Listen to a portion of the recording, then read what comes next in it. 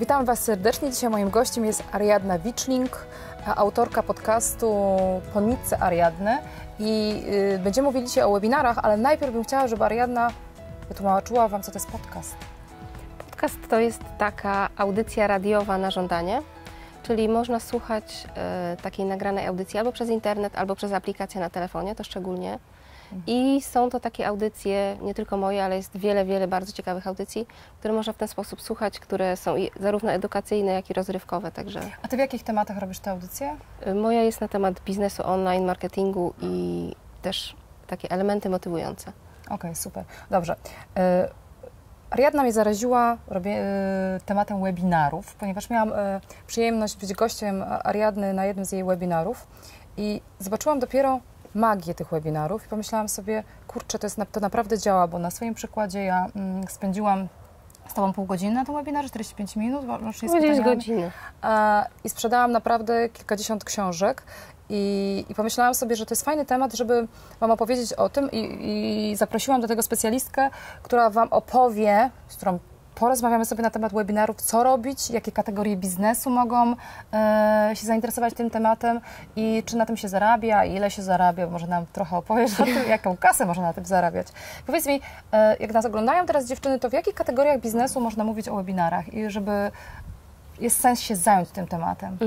Więc to musi być taka kategoria, w której po pierwsze coś się sprzedaje, a po drugie takim warunkiem jest to, że musisz coś mieć do nauczenia. I nie musi to być na tej zasadzie, że ty jesteś jakimś coachem, czy konsultantem, czy trenerem i twoje produkty są wyłącznie takie edukacyjne, ale wystarczy, że masz produkt, wokół którego możesz przeprowadzić jakiś tam proces edukacyjny, tak? Czyli możesz nauczyć czegoś, co może być związane z tym produktem.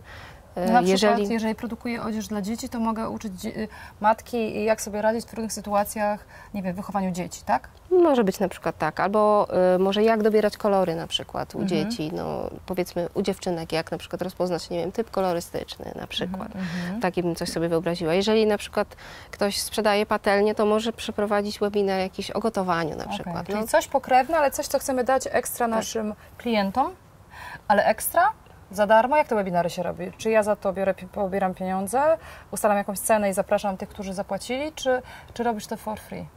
Jaki system Ty preferujesz? Moje webinary są darmowe, natomiast można też robić webinary, które są płatne, ale wiem, że nie jest łatwo sprzedać wejście na webinar, zwłaszcza jeżeli webinar jest taki, powiedzmy, około godziny, porusza jakiś wąski temat, ale nie jest to jakieś bardzo takie zgłębione.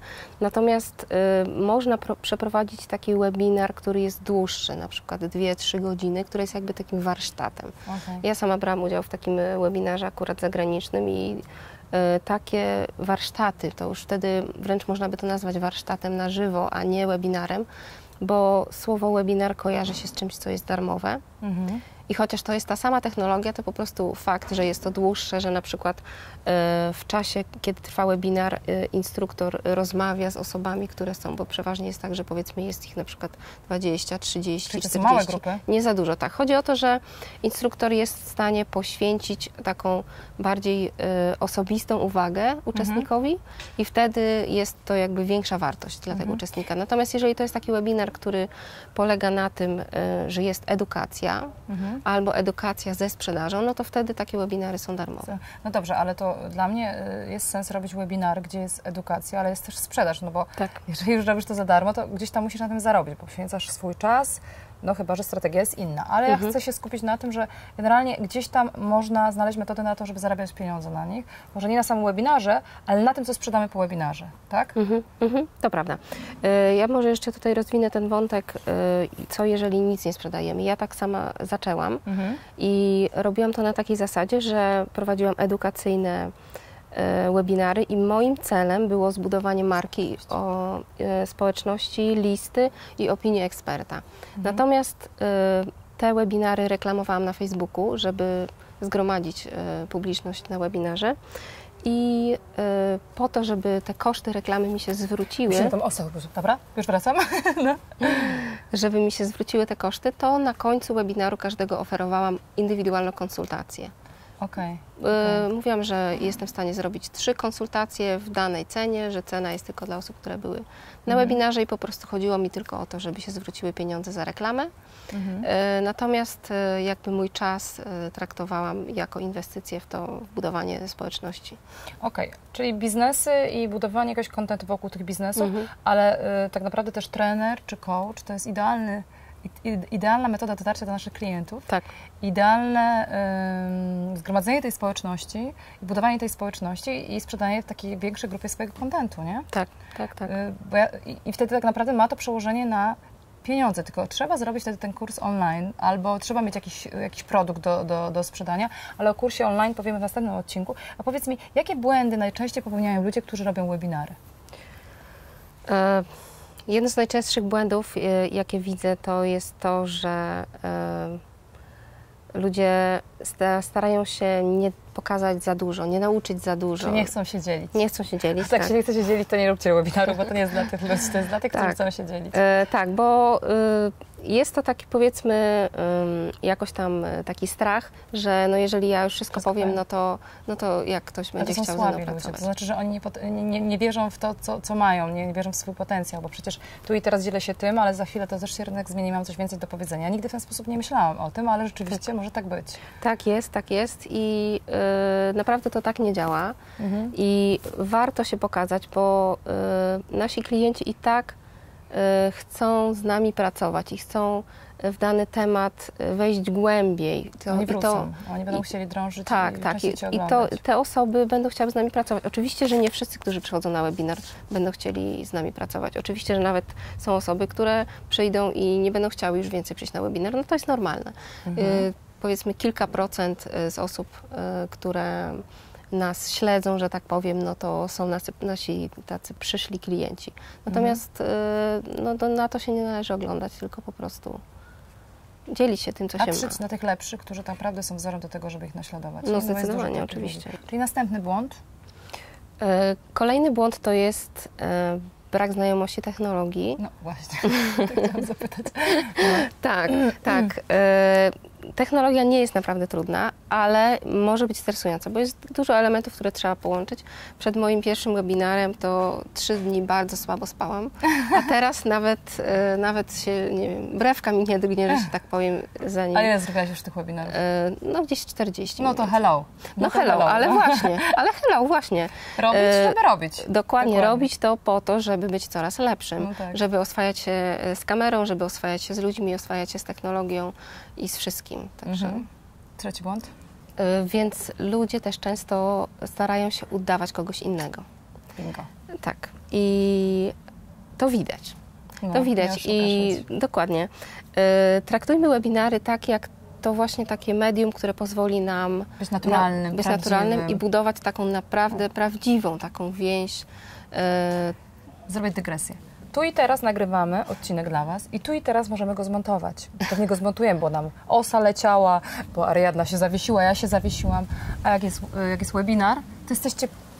Macie być autentyczni, znaczy oni Was widzą z Waszymi wadami, z Waszymi zaletami, z tym, że się drapiesz po nosie, że może chcesz w nosie podłubać, a nie wolno już takich rzeczy robić. Ale to jest prawda.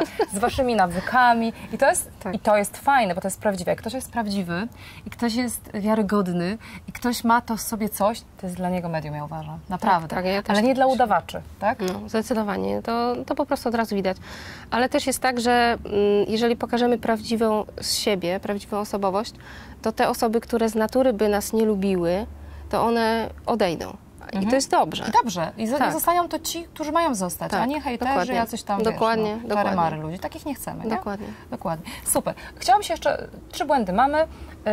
I teraz tak. Na pewno nas oglądają dziewczyny, które są zainteresowane tym tematem, chciałyby zrobić ten swój pierwszy webinar. Jakie narzędzia byś nam poleciła, żeby ten pierwszy webinar zrobić, żeby nie wydawać jakichś ogromnych pieniędzy? Co powinny wiedzieć, gdzie szukać? Co nam byś poleciła? Więc ja sama używam technologii Google Hangouts. Napiszemy, jak to wygląda, żebyście wiedzieli. To brzmi dosyć skomplikowanie, ale tak naprawdę polega to na tym, że wideo czyli to wydarzenie na żywo, ten Google Hangout, to jest taki link zupełnie jak wideo, które możemy wkleić na swoją stronę. Pod spodem wklejamy kawałek kodu, który jest czatem i potrzebny nam jest tylko system e-mail, który będzie powiadamiał uczestników o tym, że jakieś tam przypominał. Jakie to proste, już zrozumiałyście? Napiszę Wam wszystko pod tym odcinkiem, o czym tu Ariadna mówi. Wszyscy mówią, że to jest proste, jeszcze tego nie zrobiłam, ale wiesz, że to jest proste. Czyli musisz wiedzieć, jaka aplikacja, musisz wiedzieć, że to listę e-mail musisz zbudować, tak, musisz później tym procesem zarządzać i musisz wiedzieć, jak ten link do czatów wkleić, tak? Okay. Tak.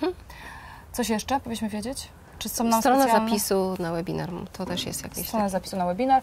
Czy powinniśmy mieć specjalny sprzęt, mikrofon, kamerę? Co nam jest potrzebne do tego, żeby zrobić w miarę profesjonalnie ten webinar? No, żeby nie robić takiej wiochy. To znaczy tak, ja na początku zawsze polecam, żeby zrobić to jak najmniejszym kosztem, dlatego że jeszcze na początku tak naprawdę nie wiemy, czy to jest dla nas. I zrobić może jakiś taki dla niedużej ilości osób taki webinar i po prostu spróbować nawet z sprzętem na przykład z laptopa, mikrofon, kamera, naturalne oświetlenie, czyli gdzieś w dzień, przy oknie, albo jakieś dobre oświetlenie takie w miarę, takie, które mamy w domu. I po prostu spróbować, czy nam to idzie, czy nam to się podoba, czy chcemy to robić dalej, bo jak zrobicie ten webinar i zobaczycie, że ludziom się będzie podobało, to naprawdę będziecie chcieli zrobić jeszcze raz. Tak, także i wtedy można by sobie kupić. Tak. Dokładnie. I mikrofon jest ważniejszy niż kamera, dlatego że jeżeli ktoś będzie Cię słabo widział, to jest jeszcze pół biedy, jeżeli Cię nie będzie słyszał. Natomiast no, jeżeli się pokazuje ekran i tak dalej, no to już musi być tam wyraźnie, ale to jest, powiedzmy, już nie zależy od kamery, tylko od komputera i od samego sprzętu, ale to, powiedzmy, to jest wbudowane w ten Czyli w ten zaczynamy, system. nie napinamy się, nie kupujemy nie wiadomo jakiegoś sprzętu, ale trzeba zacząć robić, żeby coś zrobić na małej grupie, małej skali. Dokładnie, żeby się nie zestresować też. Także nawet... A nie od razu 1000, słuchajcie, wiecie, followersów. Nie. Teraz jeszcze jedno pytanie, kochana, ile na tym można zarobić? Bo zdradziłaś mi trochę tajemnicę i mnie podkręciłaś, że niektóre dziewczyny to zarabiają naprawdę kosmiczne pieniądze i mówię, wow, to o tym trzeba powiedzieć. Ludzie muszą o tym wiedzieć, że można zarabiać takie pieniądze dzięki webinarom. Tak, to na moim webinarze największą sprzedaż, jaką osiągnęłam, to było 16 000. Sprzedawałam wtedy mój kurs online, który był w cenie 239 zł, także 60 osób mniej więcej kupiło. Są osoby też, jedna moja znajoma miała sprzedaż, która była jeszcze wyższa. No, ale powiedz tą kwotę, powiedz tą magiczną... 40 000. 40 000 PLN-ów, kochane. Warto? Warto. A co takiego zrobiła? Też sprzedała kurs online, tylko jej kurs był trochę droższy. A ile kosztował? 400 zł. 400 zł. 40 000. Hello, warto, warto. Zaraziłam Was webinarami, zainspirowała Was Ariadna webinarami. Słuchajcie, zastanówcie się, czy w Waszym biznesie nie ma przestrzeni po to, żeby zrobić ten webinar, żeby dostarczyć jakiegoś kontentu, a może wymyślicie coś, co Wam zawsze po głowie chodziło i to jest ta metoda na sprzedaż tego. Bardzo, Ariadna, Ci dziękuję. Również. Do zobaczenia. Pa!